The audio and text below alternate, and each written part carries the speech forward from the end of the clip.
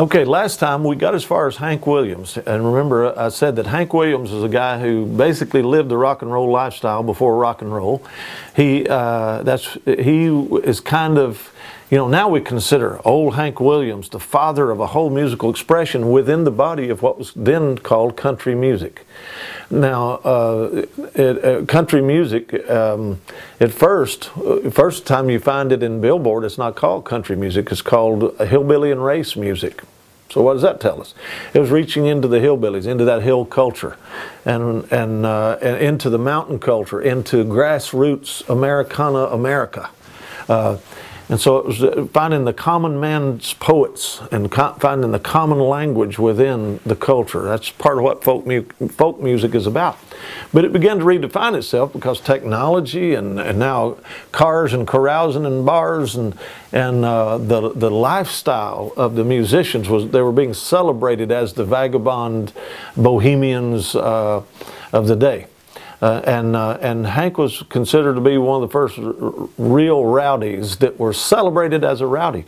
Now we know that Jimmy Rogers, he had some let's say character issues or whatever.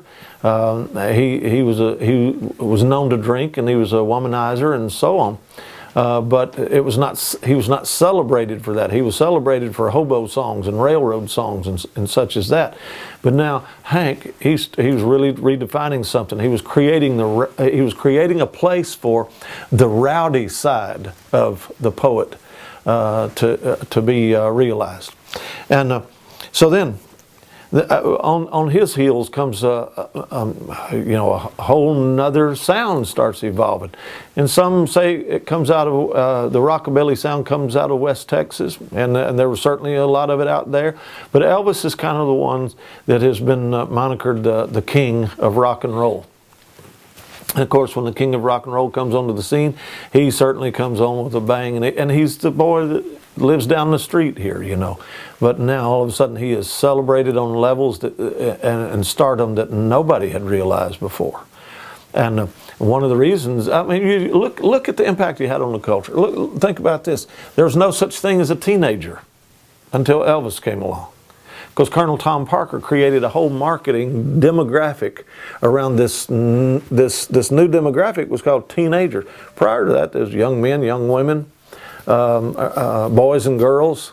But now we got to have, and that singling them out and giving them an identity as teenager, they now start acting as teenagers. And how do teenagers act?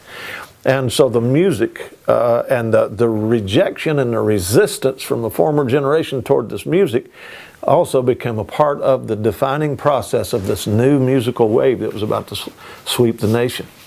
And we had the technology to get it out there and get it to sweeping. And Elvis came in like a storm, and man, did he ever impact his generation. And Colonel Tom Parker's ingenious marketing schemes worked because he had something that was incredibly marketable. He had the talent of it, and the energy and the whole persona that was presented in those days during in music as well as film. So it was just like it was a real time. It was kind of the time for that to happen, you might say. But then when he goes away, he makes his mark. He has all kinds of dynamics going on in his own life as he's trying to live in that world of stardom. Nobody is built for that. Nobody's built for stardom. Only the bright and morning star could shine as possibly as bright as the light we try to reflect on some of these personalities that can't really handle that. And they find all kinds of things to find some sense of solace in, and to get some kind of grounding in their life, And so many of them are like Hank, man. Look what an incredible talent, but what an incredible victim of his own creativity and a victim of his own amazing giftings. And I'll guarantee you, Hank, he probably had a heart that was tender. You can hear it in his music, you can hear it in his song. But with all the harshness that came against his life, he made wrong choices. A lot of folks, preachers, try to jump on soapboxes and rehang these guys and bring judgmental consequences on the things that they're man, these guys, in so many ways, they were just victims of horrible choices and lack of leadership and lack of respect and lack of what would have happened if they'd had people that really embraced them and helped mentor them and help their lives be better, that rather than reject them for their eccentric and wondrous creativity. So that's always been an issue, I think, and especially people want to stand up and judge with the religious rhetoric and create some kind of conflict where there shouldn't be conflict.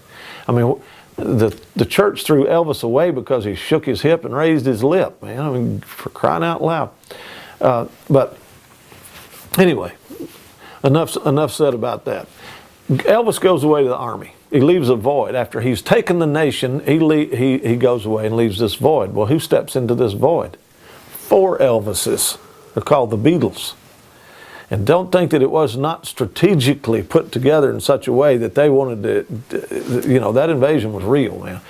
And they came in with 4 names and 4, and they're the band that reshaped music on levels that nobody else could dream. And then they wind up, coming into Shea Stadium and releasing that sound and shaking the nation again, man. And then, of course, by 1967, they redefined themselves so many times. They were only together like 10 years, but they're still 40, 50 years later, man. They're still rattling the earth with the sound that they carried. It always amazes me the twists and turns, and also the way the media presented them. Well, when you get past all the media stuff, the bottom line is they shook the earth with innovation and creativity. They used the technologies and they used. They were singing chords and chordal structures and rhythmical things and little signature licks and passes and things. They were just 4 kids from Liverpool. No, they were 4 kids that were just listening and paying attention. And they were capturing the sound as they came through. And if you start studying their lives and you start finding out the lineage that they had, connections of their fathers to old bluegrassers like Bill Monroe, and their relationship to Little Richard, and a relationship to all these innovators. And many of them were like the minstrels and the poets and the bards that were walking around defining culture. And there's so much about what happened with their life, though, that took so many twists and turns. There's just not enough time to get into all of it. There's books, there's libraries created, movies, documentaries created around all the little strange twists and turns that their careers took. But what if God is going to cause on numerous levels all these things that happened, what seemed to be in the natural, and now He's going to start having spiritual answers to all these things that have become a part of the way that we live and think and understand music? What if they all start coming back home to us now in such a way that when you release the sounds, you're actually releasing the glory of God rather than the accolades and the applause of men? What if there are those that are set apart now to redefine like they did, like Elvis did, like Hank Williams did? And by the way, Hank Williams, Welsh. Elvis Presley, Welsh. You find all the Jones so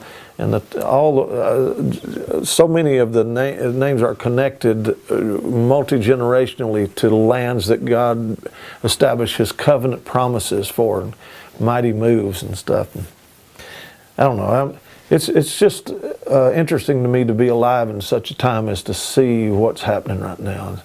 We'll talk a lot more about this kind of stuff. We'll get back to more of it next time. Hey, see you later, guys. Thanks for watching.